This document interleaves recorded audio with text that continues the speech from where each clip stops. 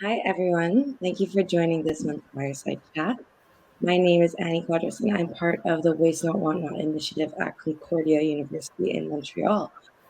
Today, I have the privilege to chat with Rose Barcarse from Second Harvest, Canada's largest food rescue charity, regarding food security and food waste.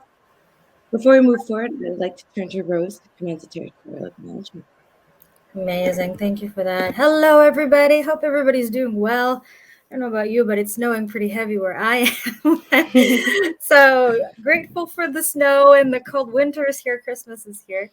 So thank you, Annie, for passing it over for me for line acknowledgement. So before we begin, I would love to invite everybody to think about your connection with land and to think about how we benefit from land and the waters as well. So while we're on a virtual platform today, I would like to take a moment to acknowledge the indigenous peoples of all of the lands that we're currently on today. And we do this to reaffirm our commitment and our responsibility in improving relations between nations and to improving our own understanding of local indigenous peoples and their cultures. So, from coast to coast to coast, we acknowledge the ancestral and unceded territory of all the Inuit, Métis, and First Nations that call this country home. So, please join me in acknowledging the harms and the mistakes of the past and to consider how we can each, in our own very special way, try to move forward in the spirit of reconciliation and collaboration. So, thank you very much. Thank you for that, Rose. Well, with that, I'm honored to properly introduce our guest speaker, Rose Barcarse. Since 2018, Rose has worked for Second Harvest, and since she began, she has worked directly with over 300 social agencies, including many before and after school organizations, camps, and schools. As a manager of education and training, she provides logistical, support as well as delivers education and training workshops on food waste prevention, safety, food literacy, and nutrition. Through her continuous work with the agencies, Rose understands the needs of frontline hunger relief organizations and their beneficiaries, as well as a significant need for food focused training in the community. In her spare time, she enjoys facilitating workshops, encouraging folks to do massive action to fight climate change. She is also an avid hiker and leads hikes as a hike leader for the Toronto Bruce Trail Club. Sorry, and she lives and works on a territory of the Anishinaabe, Huron-Wendat, um, Haudenosaunee, and Ojibwe Chippewa people. To our guest viewers, I encourage you to think about this question as you listen to our chat. How much of your food waste is actually avoidable, and what can you do to actively reduce it? I invite you to share your thoughts or questions on that and to communicate within the chat that you see on this side and join in our conversation. All right. So without further ado, let's begin, Rose. So my first question for you, actually, before we move forward, I just want to say thank you for being here with us today. Thank you for having me. It's going to be great. So my first question for you is more of just kind of a contextual question. I'm wondering if you could tell us a bit more about the history of Second Harvest and their mission. Oh, thank you for allowing us to do that. So, our second harvest comes from humble beginnings. It started with two amazing women and a car. That's essentially where we started. And these two amazing women just saw surplus food going to waste in restaurants. And at the exact same time, they were seeing low income folks really needing a lot of food. And a light bulb clicked in their mind, and they were like, wait, surplus food, low income people. That makes sense. We should bridge the two together. And so it's really from that humble beginnings and that spark of idea that food rescue was born and the model of second harvest was seeded. And fast forward today, 36 years later, Second Harvest, as you mentioned at the top of the call, is the largest food rescue organization in Canada. And we're also a global thought leader in food recovery. We work across the supply chain from farm to retail, and we capture surplus food before it ends up in landfill and have negative impacts on our environment. and instead redirecting that food to over now 3,000 agencies across Canada to support low-income communities. So it has been a journey. And since our inception, we have been able to prevent over 177 million pounds of food from going to waste, and about over 267 million pounds of greenhouse gas equivalents from entering our atmosphere. So our mission is dual. It is no waste, no hunger, and it's our commitment to the planet that is both environmental and community focused. Very nice. Thank you. Thank you for sharing that. It's interesting because I work at a restaurant and I'm always floored to see how much food actually just gets thrown out, that is still reusable. So it's great to see that that's where it started. It's really interesting. So my next question for you is, what are some of the most ideal foods you guys look for when it comes to food donations? And which ones are most typically the type that you would have to refuse collection for? Very good question. So, there's a lot of food waste, as people know, in Canada right now. And majority of it is actually avoidable food. So it's food that you and I would go to the grocery store and be perfectly happy to buy.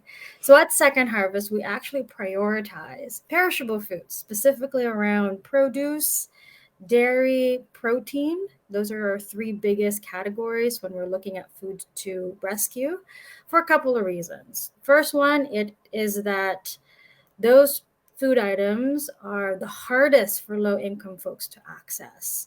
So, in focusing our business planning into rescuing perishable foods, we're able to support and provide access to non accessible, for the most part, non accessible food items. So, there's that. And on the flip side, produce, dairy, protein are the top food categories that is wasted every single year in our country. So, as a food rescue organization, we are actively looking at rescuing the foods that ends up in landfill for the most part. And so it is very much what I shared earlier of that dual mission of hunger relief and food rescue, because we do see that there's a need for both rescuing food because they're always going to go to waste, and protein, dairy, meats, or protein, produce, and dairy are the biggest culprit. And then at the same time, those are actually the food items that low income folks prefer getting because they're nutrient dense and can sustain the body more. How, this is not a question that I have prepared, but I just kind of thought of it. Like, Yeah. how do you guys manage if ever you're not able to kind of find an alternate use for it or rescue it and it starts to perish before you get to a point of being able to do something with it or donate it? Good question. So we at Second Harvest we do quality control because at the end of the Okay. day we don't ever want to go to a donor location. And although we're very grateful for the donation, we want to make sure that the food that we're receiving is utilized in community, that there's enough shelf life in that food that by the time it gets to agencies, they can still use it. We don't want to Mm-hmm. provide anybody with rotten food because that touches on dignity, right? We want to give everybody a chance to eat good, nutritious food. So at Second Harvest, and this is why maybe I'll do a quick plug in for the program I run for education and training, is one of our pillars for training is food safety. So for us, we're very strong in food safety. We only really break what we call the cold chain when we get to the agency site. So when we go and pick up food from a grocery store, for example, we encourage our donors to keep those food items refrigerated, always Okay. cold. And then when we go, our trucks are refrigerated. So it goes from a cold environment to another cold environment. And then I invite everybody to come visit us in our warehouse one of these days. And our warehouse is hella cold. So again, we bring that food into a refrigerated warehouse. And then once we start distributing it to community, it is really at the agency level that we then need to provide the food. Um, and something that we try to do in education and training is to educate our agency partners to be as food safe. So a couple of best practices that we share is once you receive the food, store it immediately. so that you maintain the cold chain as much as possible. So there are a lot of best practices that we teach upon so that food can be utilized and can be maximized as much as possible, because we've put in all this effort, all of this passion into rescuing that food. The last thing we want to do is for that food not to be consumed. Mm-hmm. Very fair. Thank you for that.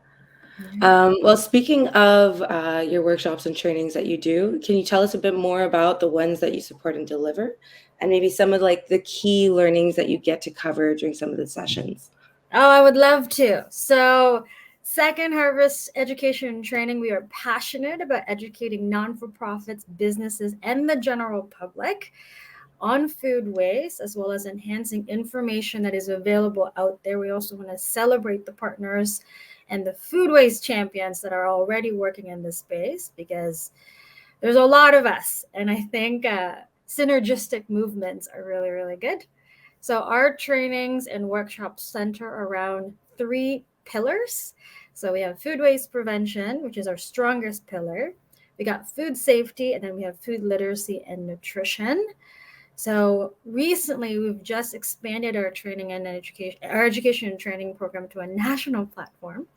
So we're hosting national training sessions. We provide food safety certifications. We have online e-learning modules. We set up panel discussions to have folks in the same room talking about an issue and what we could do together. And really, at the end of the day, our goal is for people to think about food and hopefully eat it and not throw it out in the landfill. So that is kind of the purpose of our education and training program. My favorite thing to talk about when I train for education and training is demystifying food date labels. This was, for me, this concept of food date labels. Is this in the food literacy workshop? Very good question. So actually, it's under food waste prevention. Okay. Yeah, because so in 2019, we released our groundbreaking research on the avoidable crisis of food waste.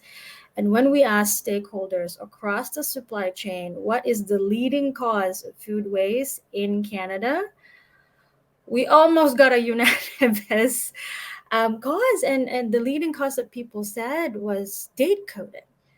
So Mm-hmm. it's truly best before dates, expiration dates, package on dates. It's truly in date coding that we've created a food waste monster. And so when I get the chance to talk about food waste prevention, I always harp on demystifying food date labels, because there's so much life left in the food. So I don't know about you, Annie. Have you ever had the chance to eat food past the best before date? What do you feel about that? I feel like it depends on what kind of foods. Mm. For What are some the reason, yeah, for some reason, I can't do it with like milk products.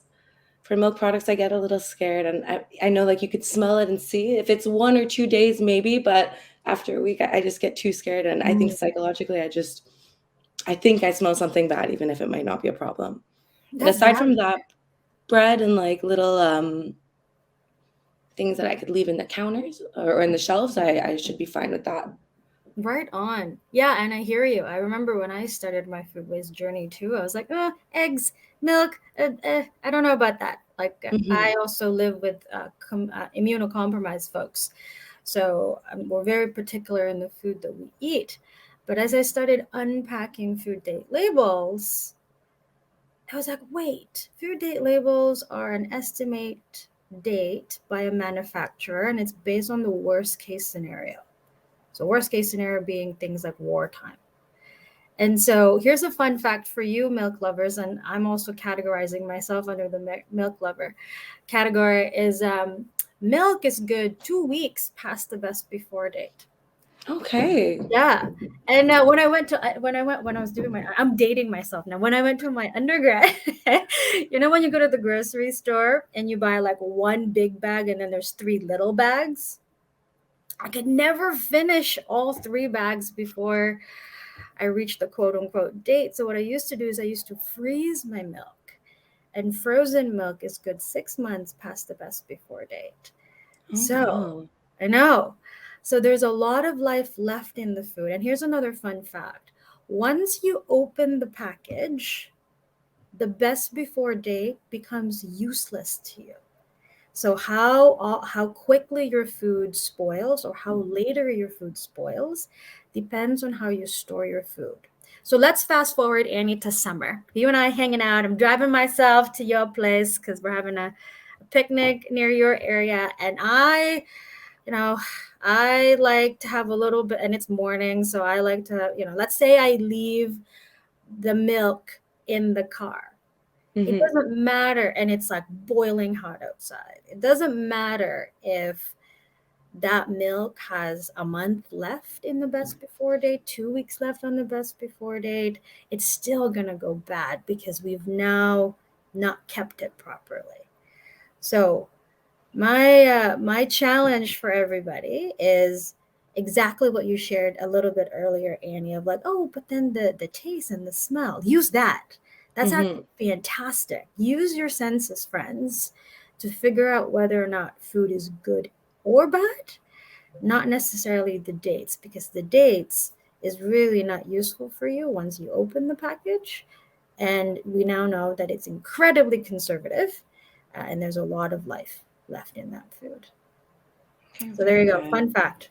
And that goes for all foods, right? Like including fruits, vegetables, packaged, canned eggs, milk, all of it, right? Very good question. So I'm happy to share this resource to folks after. But Second Harvest has actually curated a what we call a timetable that shows how long past the best before date you can still eat food items on. So I'm happy to share that with you. But yeah, so in Canada, there's really only 5 items that has an expiration date. And we never want to eat food past the expiration date. Not because you and I will get sick. Like if you accidentally eat something that is past the expiration date, you won't Mm-hmm. die for the most part. You won't have to go to the hospital.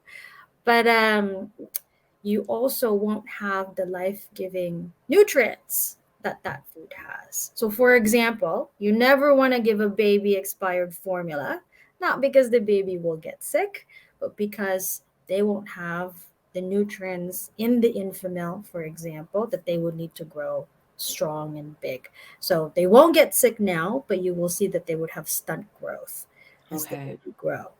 So the 5 items, my friends, and here they are. There are only 5. There is baby formula and human milk substitutes. There's formulated liquid diets like Boost. There's pharmacy sold items. Can't even buy this in the grocery store. You need a doctor's prescription. You need meal replacements like like Cliff protein bars. And then I'm missing one. So meal replacements, formulated liquid diets, pharmacy sold foods, human milk substitutes. Did I say meal replacements? Meal replacements is the 5th one. And yeah, and that's it. So your canned items, good. 1 year past the best before date. Oat Oh, cereal rice, 1 year past the best before date. You're going to be just fine. love it. Well, thank Yeah. you. I think I'm just gonna take a quick look into my fridge after this and just enjoy the extended life of so many things now. So I'm very nice. grateful for that. Thank you. There And you thank you go. for sharing with everyone. Um, so I do see we have Kiro that wrote a little comment, and he wants me to ask a specific question that's not on the list. So we'll just take a quick little second. He wants to know if we can talk a bit about the liability concerning Mm. uh, supermarket talk about when worried about donating food and people getting sick. Mm. Okay, so I think from what I'm understanding from this, I'm so sorry because I need to process this right now. Yeah. Uh, okay, well, if you have an answer to this would be great. So Sure. sorry, my brain's just kind of having a hard time right now. No, I love it. I love it. So if I understood Kiro's question a little bit, so it's all about liability concerns when it comes to donating food. And you're right, sometimes donating food past its peak quality can be really scary for a business because their brand is there, right? So, fun fact for those businesses joining us today, food businesses specifically, is that you are protected under the law. So we have in Ontario, for example, we have the Donation Act 1994, the Good Samaritan Act everywhere else in Canada Mm-hmm. that protects liability. So there's a couple of caveats to this. You as a business must be donating in good faith first and foremost. So I'm pretty sure everybody fits in this category. No one ever in the history of Second Harvest donated to us with malice. No one ever wanted to donate to Second Harvest because they want to destroy a community. None of that. So if you are donating in good faith, and somewhere along the line, a low income folk got sick because of your food and took you up to court, you are protected by the Donation Act 1994 in Ontario, Good Samaritan Act everywhere else, in which case you will be free from liability. So that's actually something that we leverage at Second Harvest all the time because we want to have discussions about liability. We want to make sure our donors feel good about Mm-hmm. supporting community and not have that fear of that backfiring towards them. Um, so, so there's that. Good question, by the way. All right, thank you for that. And thank you, Kiro, for adding that in the comments. Um, so my next question is focused actually, and is inspired, we'll say, with the fact that the holidays are approaching. I was wondering what advice and tips do you have on meal planning and reducing food waste during this time for our viewers and myself? I love it. Yeah. Lots of little things that we can do. I'm actually really curious in the chat if folks are open to it because I'd love to also acknowledge the experts in the room. But let me know, and even for you, Annie, like what do you do to reduce food waste at your home? Like what are some tips that you could share with me, maybe, and I could learn from you too? What are some food waste prevention tips everybody do? Um, well, for my family, we're a pretty big family. I have two sisters, and my dad eats for three. So whenever we do have meals and there are leftovers, we kind of like we'll make that the next meal. Hmm. I recently moved out, so I've been very fortunate to take those leftovers. So I have a nice little package delivered every week of like some foods, and I just keep those in my fridge, and I'll get through those, and then whenever I finish that, I'll go out and buy what I need. Fortunately, I live really close to a grocery store. Love it. Okay, so what I heard from you is like maximizing your leftovers, and then from there supplementing it with groceries. Oh, I used to remember. I am very, very fortunate that I have a really good parents that used to drive to me and give me leftover Asian food, like cook me my cultural food. Ugh, I'm with you, Annie. There's nothing better than home cooked meals, don't you think? Hmm. Like I try to, I don't know, mom has a specific spice or a blend that she puts in, and she can tell me all about it. But it tastes 100 times better when she cooks it for some odd reason. So It's I that hear it's that mama's love, it's that that mama's extra love. little love, yeah. But actually, just to add on to what you were asking me, Yeah. we were actually having a talk with my family the other day about Christmas and what we were going to do, and with the fact that we haven't really celebrated last year as much with the whole family, we were getting so excited that we started listing so many foods, and at some point we had to check ourselves and we were like, listen, like if we do all of this, we're going to have leftovers for days, and as much as leftovers are great, at some point there needs to be a bit of quality control. So we kind of wrote out a list and like xed out a few of the dinner options for the day, I so love that that. way Oh we my God. can limit our excess for the evening. Yeah, I hear you. I hear you. It's so much fun to like bust out a list and start writing everything that you want. Plus, it's the holidays coming up, right? So it's food is also something that we use to show that we care to people. Like I'm giving you food because I love you. I'm giving you food because I care about you. And so it's the same in my family. It's always like, oh yeah, let's cook these 15 items for 10 people. And we're like, are we all gonna like be able to consume and eat it all before the end Mhm. of before it goes bad? So I hear you. So I love that too, of just like actually being realistic with what you're gonna make, and be realistic with how much food you can actually eat. So those are, see, Annie, you're freaking phenomenal at this. You're a food warrior yourself. You're pretty good. You're pretty good. So a couple of additions for me. The first one is, when you do go to the grocery store, my friends, please, please, please bring a list with you. List of items that you want to get. I always love this, and this is actually the tip that made the biggest difference in my household, is because the list controls you a little bit. It gives you a boundary. And so having that list really will tamper down the urge to buy everything in that grocery store. Mhm. And another pro tip, in addition to that, is eat something before you go to the grocery store.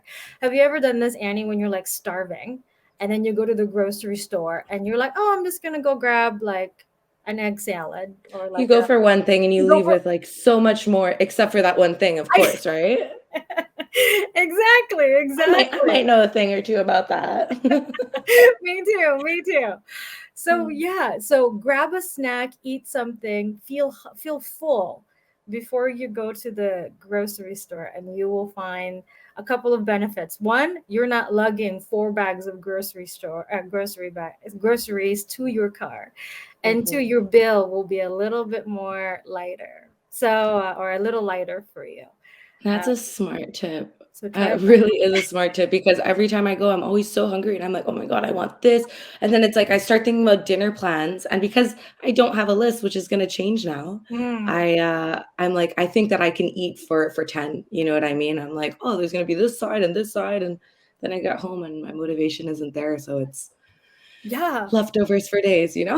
Leftover for days. And maybe the last tip for me when it comes to leftovers is that and like cook from scraps. Like I challenge people to look at your leftovers as the ingredients for your next dish. So if you have things like wilted lettuce or half an onion, that little piece of cheese left, or turkey breast, or if you're like me and you're vegetarian, like tofu, just Hmm. look at those and like, oh, I wonder what I could do with them, and just try it. So my go-to kind of cooking from scraps, use it up leftover recipe is always frittatas. So if you like eggs and omelets, that kind of deal, frittata is your go-to recipe, because it just, you can, 9 out of 10, you will never go wrong with a frittata. So there That's we great. Thank you. That reminds me of my roommate. She has a little bag in the freezer and all the food scraps from vegetables. She freezes those and then when she has a nice stock, she makes a soup stock. And honestly, it's really nice. give her It's a high never the five. same, but it's always nice, full of flavor. Sweet, give her a high five for me next time you see her.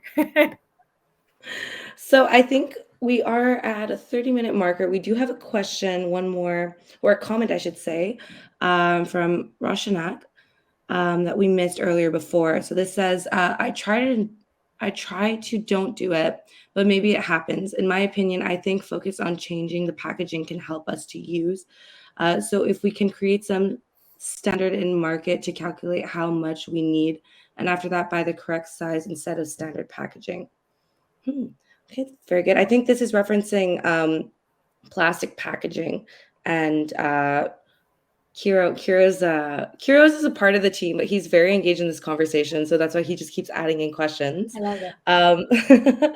Um, he followed up with this, and he wants us to talk about plastic packaging and if it plays any useful role, or like, does it affect the freshness of the food? Absolutely. So if you look at a food item, let me grab a food item. Hold on. I always have like a couple of food items near me. I've become that person that surrounds myself with food. So if I were to bust out a package like this, right? So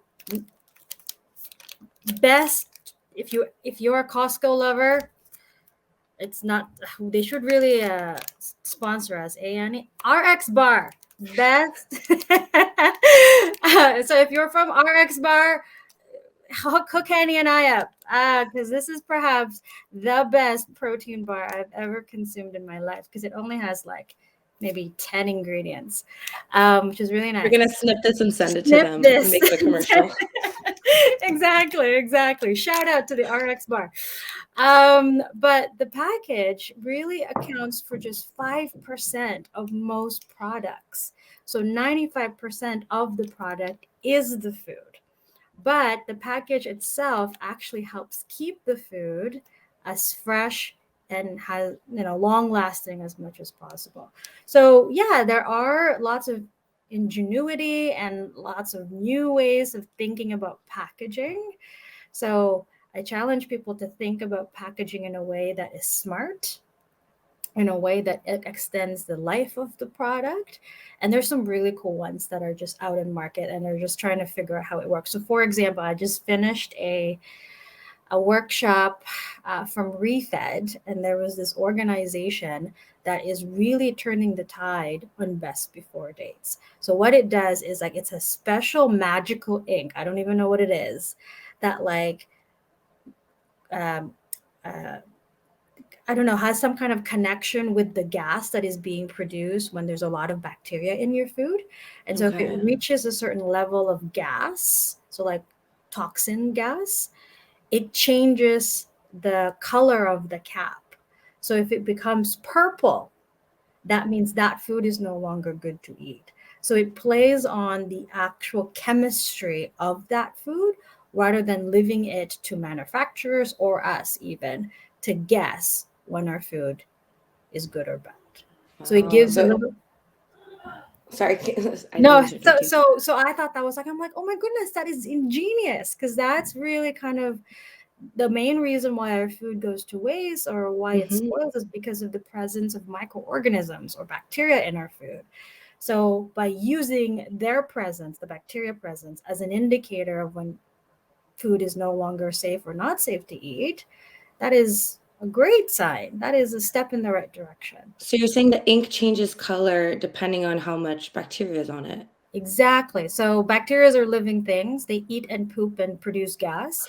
So when there is there's enough toxins in your food, like mold, for example, you see the buddings of mold. Hmm. So once there's the microbial growth in that food is not safe levels anymore, there is something around magic ink, Harry Potter inspired. I don't even know, but it changes color, and it's a good telltale sign that that food might not be good for you to eat anymore. Oh, wow. Well, Yeah, very cool. isn't Do it? you do you know what it's called? It's made by a Swedish company. I should have wrote it down in Swedish full. magic pen. Google Swedish search magic. Swedish magic pen. There We'll you find it for go. food. If Very you cool. Well, hear that's this, really interesting. yeah. So if this, And I if take it someone that the from ink, it's Swedish, edible, right? sorry. I take it it's edible if it's the right color, right? Yeah. So it's still right. So there are a lot of smart people out there that are just making huge changes in how we package our food, because it is really important. I know I mentioned at the top of the call it makes for 5%. That 5% is really important to keeping your food as food safe and long lasting as possible. So yeah, challenge people to think about packaging in a different way. Very cool. Thank you. So while you were talking about that and you started talking about mold, I had a question. Kira's going to kill me because we have about time for one more question, and there's one that we really want to spotlight at the end, but I'm just Sure. going to fit this in. Fit that as in. Um, are there any foods that, like, if mold starts to grow in it, you can safely just cut it off and the rest of the food will still be like edible? Or if it's easier to answer the alternative, like, are there certain foods that if mold starts to grow and you cut it off, it's still not safe to eat the whole thing? Okay, I'm going to answer the question with a question. Talk to me, Annie. When it comes to bread, my friend, if there is mold on your first 3 slices of bread, what do you do? I'm good with it. I'll eat the one in the middle. Maybe like Right on. jump a bread in between the three first slices that have mold, and then go for the Yeah. other one. It was the same for me when I started learning about molds. And I was like, oh yeah, I mean, it's a tiny thing. Like it's not gonna proliferate throughout the entire food items. Oh So no. if Oh you're no. I feel like there's an oh no here. yeah, so if the food is soft, so we're thinking bread, we're thinking soft cheese like ricotta. Mold is one of those microorganisms that shoots out roots deep into the food. So if it's soft, it has an easier way to get through the food item. So actually, for me now, if I have molds on my first three slices of bread, I'm chucking it out in the compost Okay. because chances are the mold has proliferated through and you don't want to consume that. So here's a food waste prevention tip for you bread lovers, and I would also put myself in that category. Freeze your bread. So good. So if I buy anything from Costco or Walmart or whatever the big box, I will actually separate it in half. I will cut it in half, freeze the other half, and then just go to town on the half that's on my counter. Mm-hmm. So soft things no good for mold, but things like hard cheese, those are challenging for molds to proliferate through. So feel free to cut 1 or 2 inches away from the mold and you're ready to rock and roll and use that in pasta or whatever you want to use your hard cheese for. Good Very question. cool. Thank you. Thank you for sharing that. Yeah. Um, okay, so like I said, we have time for one more question. So this one, breaking out the stats now. So with our research, we were able to find that 1 in 7 Canadians is food insecure, which is to say that they do not have reliable access to healthy food. Apparently, this increases in universities at the level of 40%. What advice would you give to us at Waste Not Want Not and other student groups on campus or other universities when it comes to addressing food insecurity within their own community? Good question. Good question. So, I would always say, first and foremost, is to identify the reasons why food insecurity exists in your campus or in your community and start there. Something to note is that food insecurity is not it's not an isolated issue. And then it's often a symptom of a bigger problem or a lack of a service for low income folks. So, food insecurity happens for many reasons, such as job losses, precarious employment, increased cost of living, racism, systemic racism, right? That all of these working together, all of these stressors working together, resulting to folks not having enough money for rent, bills, tuition, daycare, medication, things that people deem are necessary to continue living, right? So hunger is a direct result of poverty. So I would always encourage folks to really have conversations with folks that are from that low income bracket. What do you need? What are your challenges? And where in community are those challenges not being met? So I would start there, my friend. And then from there, figure out how you can connect the dots to help folks live and have enough. Because here's a question I'll Mhm. pose for you, Annie. Let's say, my friend, and I wish you all the health and beautiful life in your in your duration of your life. But if you had to choose between life-giving medication and food, what would you choose? Life-giving medication or food? God forbid you have cancer. I'm like knocking in every single thing I have here. Let's say you have cancer and you had to choose between your cancer treatment pills or your food. Which one are you choosing? I don't know. I feel a It's little put hard. on the spot right now. I was It's ready for this, but hard. right now I'm not. I don't know. Ready? I guess without, even if I had a life-saving medication, I probably wouldn't be okay without the food. So I would say food. Exactly. So sometimes it's hard. These are the tough decisions that low income folks face. Hmm. Should I leave my child overnight so that I could go to my part time job at Tim Hortons knowing that I don't have a sitter? Or, like, where can I get affordable daycare? Can I afford to bring my child to the safe neighborhood? But oh, I can't afford the rent here. So we have to go to precarious housing. So a lot of the stressors really do connect to make it difficult for folks of low income background to be food secure. So they always exactly figure out what's the lesser of evil here: food, medication, daycare babies, or daycare transportation, or food versus rent. What are the tough decisions that we have to make? So that's why I would always encourage folks, get to know your neighbors, get to know the low income folks that are around your area, really have a conversation with them, figure out if there's any resources that are missing in community, and if possible, fill that gap. And I alluded to this at the top of the call, but really challenging folks to also throw in your hat in stopping systemic racism in our country, because people of the BIPOC community faces racism all the time. And racism affects how we get housed, how we get a job, and how we access support services in our community.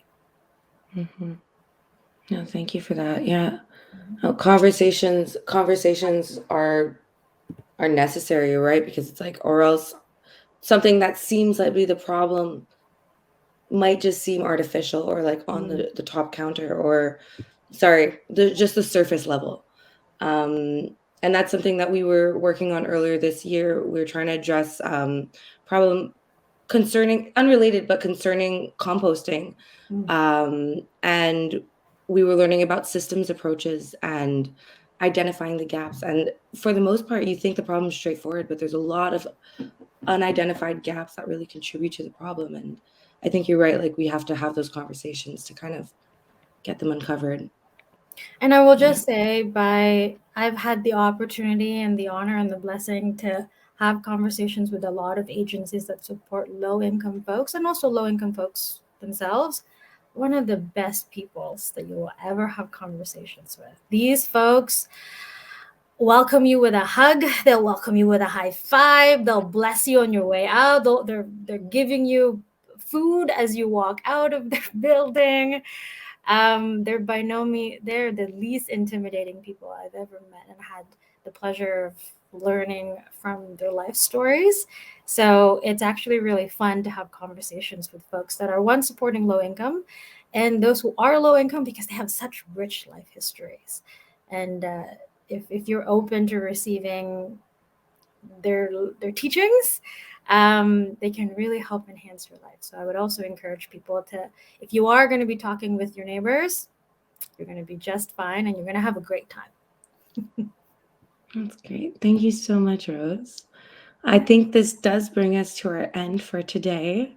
But it was a privilege talking with you, and a blast, honestly. Like, I had a great time. Good. I really had a great time. Thank you so much.